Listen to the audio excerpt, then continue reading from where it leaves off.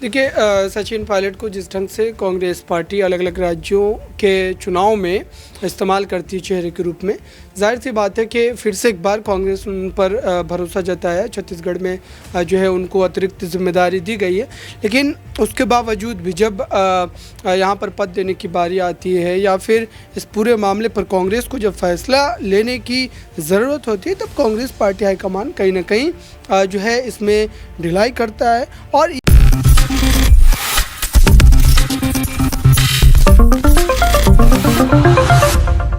राजस्थान की सियासत में जिस तरह से हार का सामना किया कांग्रेस पार्टी ने, और इस हार के बाद एक बार फिर से सवालों का सिलसिला शुरू हो चुका है राजस्थान के ही पूर्व उप मुख्यमंत्री कांग्रेस के दिग्गज नेता सचिन पायलट को लेकर, जो इस वक्त कांग्रेस में राष्ट्र महासचिव के पद पर हैं। छत्तीसगढ़ के वो प्रभारी नियुक्त कर दिए गए हैं। ऐसे में पायलट को लेकर सवाल ये एक बार फिर से खड़े हो चुके हैं। पायलट को अगर अब भी कुछ नहीं मिलता है, अभी भी वह खाली हाथ ही नजर आते हैं, तो क्या वह कांग्रेस छोड़ देंगे या फिर नहीं? इस पर अब सचिन पायलट का जवाब भी आ चुका है। नमस्कार, मैं प्रांशी राठौर और आप देख रहे हैं नेक्स्ट 9 न्यूज।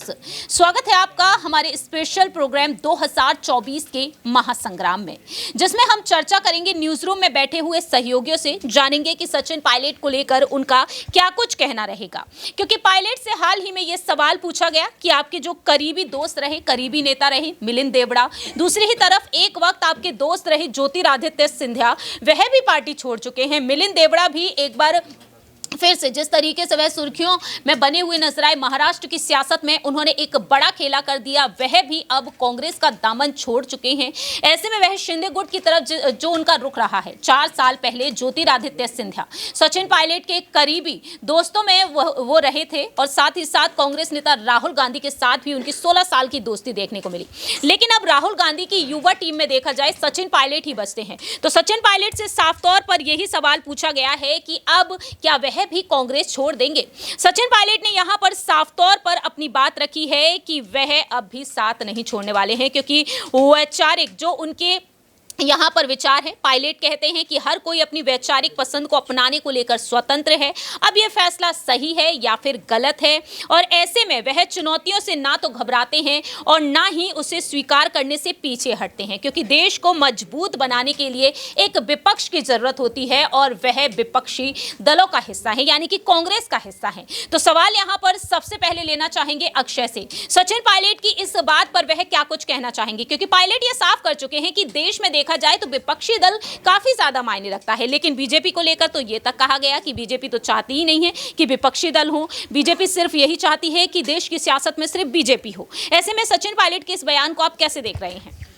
देखिए, इस समय मैं कहूँगा कि सचिन पायलट कांग्रेस के उन नेताओं में से एक है, या कांग्रेस के उन चुनिंदा नेताओं में से एक है जो अभी भी भविष्य में कांग्रेस को जिंदा रख सकते हैं। क्योंकि आप देखिए कि सचिन पायलट से जिस तरीके से सवाल किया गया, एक तस्वीर मैं पहले थोड़ा सा पीछे अगर हम चलेंगे इस पूरे घटनाक्रम पे, तो एक तस्वीर बहुत ज़्यादा वायरल हुई जब मिलिंद देवड़ा ने कांग्रेस का दामन छोड़ा। तस्वीर में तमाम नेता दिख रहे थे, जितिन प्रसाद दिख रहे थे, मिलिंद देवड़ा साथ नजर आ रहे थे, ज्योतिरादित्य सिंधिया नजर आ रहे थे, सचिन पायलट, यानी कि चारों युवा नेता साथ नजर आ रहे थे। और उस तस्वीर में एक समान बात ये थी कि 4 में से 3 नेता पायलट को छोड़ करके बीजेपी या यहाँ पर एकनाथ शिंदे की गुट शिवसेना में शामिल हो गए। अब जिस तरीके से पायलट से सवाल किया गया कि वे कब पार्टी छोड़ेंगे, या आपके जैसे करीबियों ने पार्टी छोड़ी है, उस पर क्या कहना है, तो देखिए जिस तरीके से सचिन पायलट ने बीजेपी पर भी हमला किया है, साथ ही साथ सचिन पायलट ने असम में राहुल गांधी को मंदिर में अंदर जाने से रोकने पर भी अपना बयान दिया। तो इस समय जिस तरीके से जो 3 नेता हैं या और अन्य जो दिग्गज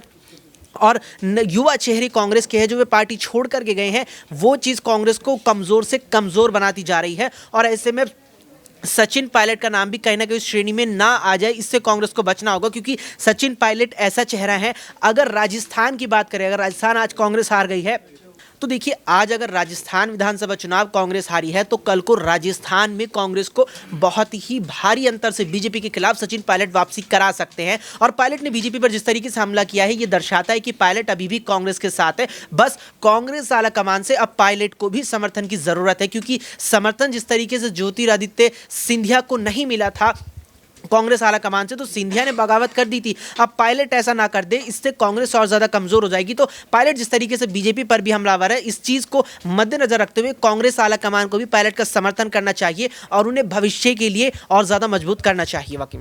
वाकई में सचिन पायलट जिस तरह से एक मजबूत दावेदारी पेश करते हुए नजर आए हैं, परंपरा को जिस तरीके से वह तोड़ना चाहते थे लेकिन वह नहीं तोड़ पाए, क्योंकि कहीं ना कहीं यह भी बताया गया कि कांग्रेस आलाकमान से जो गलती हुई, उन्होंने सचिन पायलट को आगे ना कर अशोक गहलोत को ही आगे किया, क्योंकि 2018 में पायलट की अगुवाई में चुनाव लड़े गए लेकिन मुख्यमंत्री गहलोत साहब को ही बनाया गया। अगला छोटा सा सवाल यहां पर नेहा से लेना चाहेंगे कि आखिरकार पायलट की रणनीतियों पर वह क्या कुछ कहना चाहेंगी। पायलट को लेकर बार बार सवाल उठते हैं कि अब वह कांग्रेस छोड़ेंगे, अब छोड़ेंगे, नई पार्टी का गठन करेंगे, ये दावे किए गए। क्या एक ना एक वक्त ऐसा आ सकता है कि सिंधिया की तरह पायलट भी बाजी पलटते हुए नजर आ जाएं?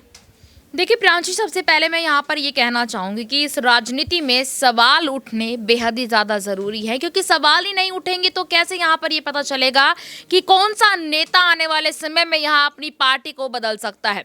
रही बात यहाँ पर सचिन पायलट की, तो बता दें राजस्थान के पूर्व उप मुख्यमंत्री वो यहाँ पर रह चुके हैं और लगातार यहाँ ये कयास लगाए जा रहे हैं, क्योंकि सचिन पायलट को सबसे पहले तो यहाँ पर देखा गया था कि कांग्रेस के राज में कोई ऐसी जिम्मेदारी देने की बात सामने नहीं आई थी। अशोक गहलोत को यहां देखा जा रहा था कि बार बार उनको ही जिम्मेदारी यहां दी जा रही थी, जिसमें कि कांग्रेस के अंदरूनी कलह भी सामने आई थी निकलकर। हालांकि आपको बता दें कि अब यहां पर यह देखा जा रहा था कि 2023 के विधानसभा चुनाव में जब से भाजपा की जीत यहां पर हुई है, ये सुना गया था कि नेता प्रतिपक्ष के रूप में सचिन पायलट को उतारा जाएगा, लेकिन कांग्रेस ने यहां भी पायलट को धोखा दिया और उमर सिंगार को यहां नेता प्रतिपक्ष बना दिया। उसके बाद से अब ये कयास और ज्यादा तेज हो गए कि सचिन पायलट अब यहाँ आने वाले समय में बगावत यहाँ कर सकते हैं या फिर कुछ भी अपना नया डिसीजन ले सकते हैं, लेकिन अभी तक इन सब चर्चाओं पर पूर्ण विराम है। आगे आने वाले समय में जरूर देखा जाएगा कि पायलट अपना राजनीतिक भविष्य कहाँ देखते हैं। वाकई में पायलट का राजनीतिक भविष्य क्या कुछ होगा, इस पर सभी की नजरें अब टिक चुकी हैं। आखिरी सवाल यहां पर अबरार से लेना चाहेंगे, पायलट क्या वाकई में बगावत करते हुए नजर आ सकते हैं? क्या अशोक गहलोत ही एक बड़ी वजह बन सकते हैं? जिस तरह से अशोक गहलोत ने रणनीति बनाई, उनका खेमा चाहता ही नहीं था कि पायलट अब प्रदेश अध्यक्ष बने या फिर नेता प्रतिपक्ष बने। हमने देखा टीकाराम जूली को जिस तरह से नेता प्रतिपक्ष बनाया गया, जो गहलोत के करीबी हैं। गोविंद सिंह डोटासरा प्रदेश अध्यक्ष पद पर हैं। क्या यहां पर इसी तरह की रणनीतियां पायलट को बगावत करने पर मजबूर कर देंगे एक वक्त?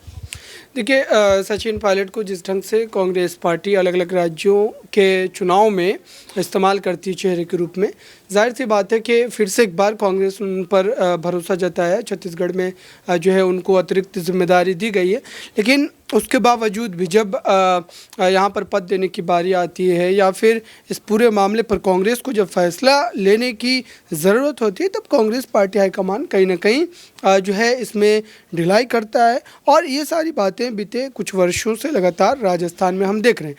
राजस्थान के दो बड़े चेहरे अशोक गहलोत और सचिन पायलट के बीच बात जो है को लेकर के लड़ाई इसलिए भी है क्योंकि दोनों नेता ये चाहते हैं कि प्रदेश की राजनीति में वो एक अहम चेहरा बन करके जो है कहीं ना कहीं जो है अपनी राजनीतिक जो है सफ़र को तय करते रहें। लेकिन दोनों में से ही कोई इस बात को मानने को तैयार नहीं है कि वो दूसरे की मौजूदगी में ये काम करेंगे।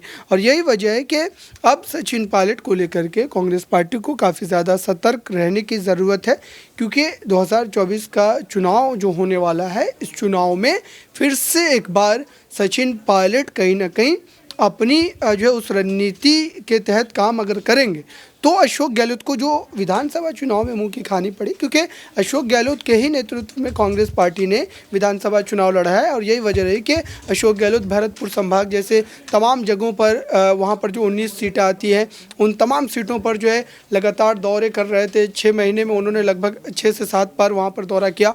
उसके बावजूद भी अगर उन सीटों पर जीत नहीं मिली तो इसका मतलब सीधे तौर पर यह है कि सचिन पायलट की भी एक बड़ी भूमिका है।